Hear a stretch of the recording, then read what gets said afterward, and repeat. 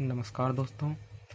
आज हम बात करेंगे प्रीपोजिशन के बारे में। प्रीपोजिशन जो कि यूपी बोर्ड 9th और 10th क्लास के लिए अति महत्वपूर्ण टॉपिक है। तो आज हम बात करेंगे प्रीपोजिशन के बारे में। प्रीपोजिशन को हम लोग हिंदी में संबंध सूचक अव्यय कहते हैं। जैसा कि लिखा है, प्रीपोजिशन को हम लोग हिंदी में संबंध सूचक अव्यय कहते हैं। प्रीपोजिशन दो शब्दों से मिलकर के बनता है। प्री यानी कि पहले और पोजीशन यानी कि स्थिति, अर्थात जो नाउन या प्रोनाउन के पहले प्रयुक्त होता है उसे हम लोग प्रीपोजिशन कहते हैं। प्रीपोजिशन की परिभाषा होती है, प्रीपोजिशन वाक्य में ऐसा शब्द है जो सामान्यतः नाउन प्रोनाउन के पूर्व प्रयुक्त होता है एवं नाउन प्रोनाउन का संबंध वाक्य में प्रयुक्त अन्य शब्दों से व्यक्त करता है। तो ये वाक्य में सामान्यतः नाउन प्रोनाउन के पहले प्रयुक्त किया जाता है और ये संबंध किसके साथ में व्यक्त करता है? नाउन और प्रोनाउन के साथ में। तो एक खास बात यह है कि प्रीपोजिशन शब्दों को जोड़ता है जबकि कंजक्शन वाक्यों को जोड़ता है। तो दोनों शब्द हैं, ये प्रीपोजिशन है और एक शब्द होता है कंजक्शन। तो प्रीपोजिशन शब्दों को जोड़ता है जबकि कंजक्शन वाक्यों को जोड़ता है। Kinds of preposition. प्रीपोजिशन कितने प्रकार का होता है? यह मुख्यतः 4 भागों में विभाजित होता है। पहला होता है आपका सिंपल प्रीपोजिशन, जैसे इट, इन, ऑफ, ऑन इत्यादि, ये सभी सिंपल प्रीपोजिशन होते हैं। दूसरा होता है आपका कंपाउंड प्रीपोजिशन, जैसे अबाउट, बियॉन्ड, विदाउट, अंडरनीथ, ये सभी कंपाउंड प्रीपोजिशन में आते हैं। तीसरा होता है आपका फ्रेजल प्रीपोजिशन। फ्रेजल प्रीपोजिशन का क्या मतलब होता है? दो या अधिक शब्दों से जुड़कर बनने वाले शब्द, जैसे आपका along with, for the sake of, in respect to, instead of, in addition to, in spite of, in place of, ये सभी फ्रेजल प्रीपोजिशन के अंतर्गत आते हैं। चौथा होता है आपका पार्टिसिपल प्रीपोजिशन, जब वाक्य में प्रेजेंट पार्टिसिपल का प्रयोग बिना नाउन प्रोनाउन के होता है तो प्रेजेंट पार्टिसिपल एक प्रीपोजिशन की तरह कार्य करता है। जैसे कंसर्निंग, पेंडिंग, रिगार्डिंग, तो ये जो शब्द है कंसर्निंग, यहाँ आईएनजी लगा है तो ये हो गया प्रेजेंट पार्टिसिपल, और ये वाक्य में प्रेजेंट पार्टिसिपल का प्रयोग बिना नाउन प्रोनाउन के होता है। तो इसका प्रयोग जब बिना नाउन प्रोनाउन के होता है तो तब हम प्रेजेंट पार्टिसिपल एक प्रीपोजिशन की तरह कार्य करने लगता है। इसी तरह आगे देखेंगे यूज ऑफ प्रीपोजिशन, प्रीपोजिशन का उपयोग। प्रीपोजिशन के क्या क्या उपयोग है, कौन कौन से होते हैं, इसके बारे में हम आज परिचर्चा करेंगे। तो पहला दिया है एट, इन, ऑन का प्रयोग। तो एट एंड ऑन में सबसे पहले हम एट का प्रयोग देखेंगे। At is use for a precise time. Precise का मतलब होता है कि कोई निश्चित समय, तो एट का उपयोग किसी निश्चित समय के लिए किया जाता है। जैसे लिखा है example, I have a meeting at 10 AM, मेरी 10 बजे मीटिंग है। तो यहाँ जो प्रिसाइज टाइम दिया है कि निश्चित है कि 10 बजे ही है, तो इसलिए यहाँ एट का प्रयोग किया गया है। इसी तरह से at is use for a point, at का प्रयोग किसी निश्चित बिंदु के लिए भी किया जाता है। जैसे Ruma is waiting for you at the bus stop, Ruma तुम्हारा बस स्टॉप पर इंतजार कर रही है। तो बस स्टॉप क्या है कि एक पॉइंट दिया गया है, एक निश्चित स्थान बताया गया है, तो यहाँ पर एट का प्रयोग निश्चित स्थान के लिए भी किया जाता है। इसी तरह से तीसरा दिया है एट का प्रयोग छोटे स्थान के लिए किया जाता है। तो एट का प्रयोग छोटे स्थान जैसे गांव है, कस्बा है, इसके लिए किया जाता है। जैसे लिखा है कि ही लिव्स एट अलवर, तो एट का प्रयोग, अलवर एक नगर है तो इसलिए यहाँ उसका प्रयोग किया गया है। चौथा है एट का प्रयोग स्थिर अवस्था के लिए किया जाता है। तो जो एट है उसका प्रयोग स्थिर अवस्था के लिए किया जाता है। स्थिर मतलब होता है कि, स्थिर का मतलब होता है जैसे कोई चीज रुकी हुई है या स्थित है कहीं पे। जैसे लिखा है सी इज एट होम, तो होम क्या है? स्थिर अवस्था है, तो इसीलिए यहाँ पे एट का प्रयोग किया गया है। इसके बाद दिया है इन का प्रयोग। In is use for months, year, centuries and long periods. In का प्रयोग महीनों, साल और सेंचुरी यानी कि शताब्दियों और बड़े बड़े लंबे समय के लिए किया जाता है। जैसे एग्जाम्पल देखें, do you think we will go to Saturn in the future, कह रहा है कि क्या आप सोचते हैं कि हम भविष्य में सैटर्न पर जाएंगे। तो ये भविष्य की बात कर रहा है, एक लंबे समय की बात कर रहा है, इसीलिए यहाँ पर इनका प्रयोग किया गया है। ये देखिए सैटर्न इन द फ्यूचर, तो इनका प्रयोग किया गया है। इसके बाद आगे देखेंगे,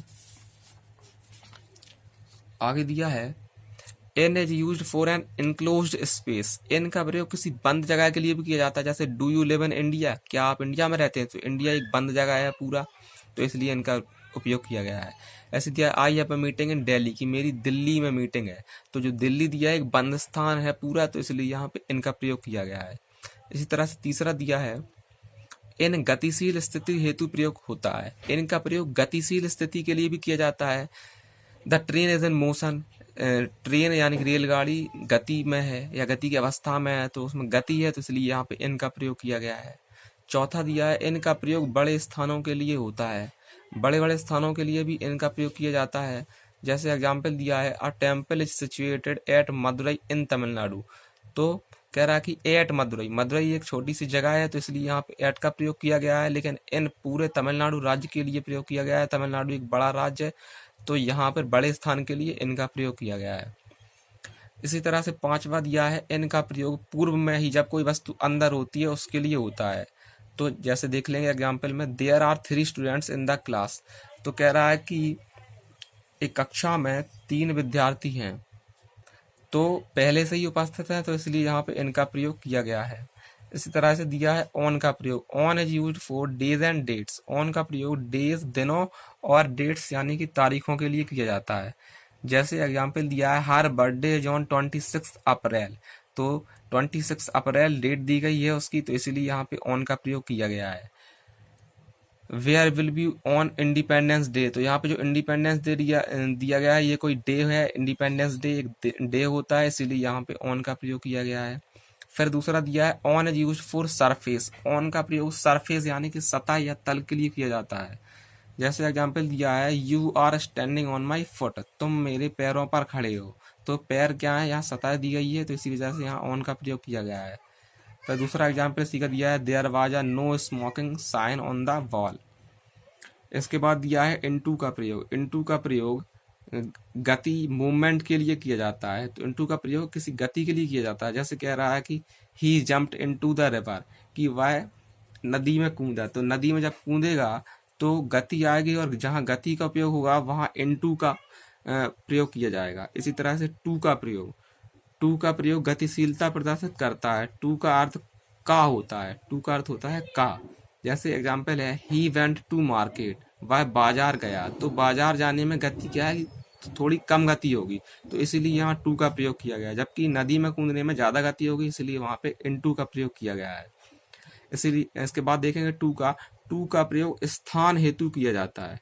टू का प्रयोग स्थान, किसी भी स्थान के लिए क्या कर सकते हैं। जैसे he will go to Delhi, वह दिल्ली जाएगा।